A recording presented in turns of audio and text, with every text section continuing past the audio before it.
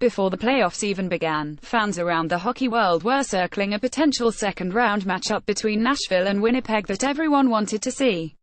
This series has been almost predestined since the midway point of the regular. This clash of titans provided us with some of the best games of the entire regular, and everyone is hoping the series lives up to that hype. But aside from how entertaining it's bound to be, which team has the edge? I like to look at the second half of the NHL when comparing playoff teams.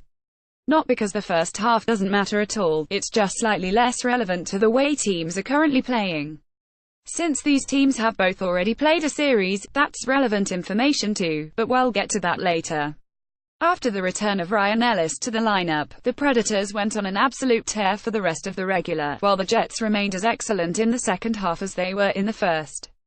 The Predators were more effective at getting their scoring chances on net and attacking off the rush, while the Jets generated more pre-shot movement and more scoring chances overall. The Jets are specifically very good at generating chances by cycling the puck down low and finding one-timer options in the middle of the ice from either behind the net or behind the goal line from the corner, and by forechecking teams into making mistakes. Defensively, the Predators were a little exposed by the Colorado Avalanche and showed a weakness in defending off the rush, but luckily for them, the Jets don't attack off the rush very often.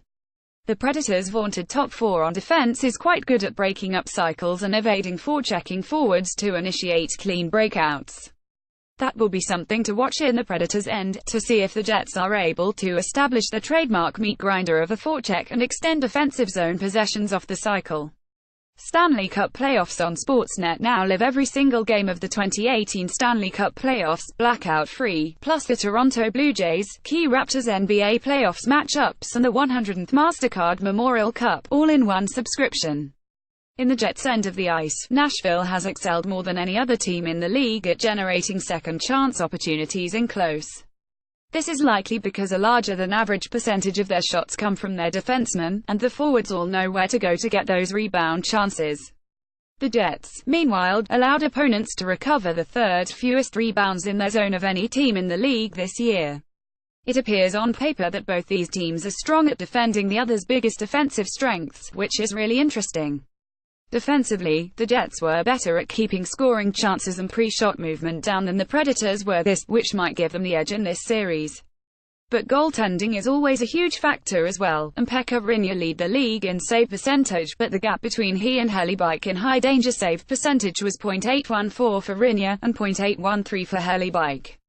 Another storyline heading into the series is that the Jets looked dominant in their entire series against the Minnesota Wild, while the Predators, until Game 6, were pretty soundly outplayed by an Avalanche team no one gave much of a chance.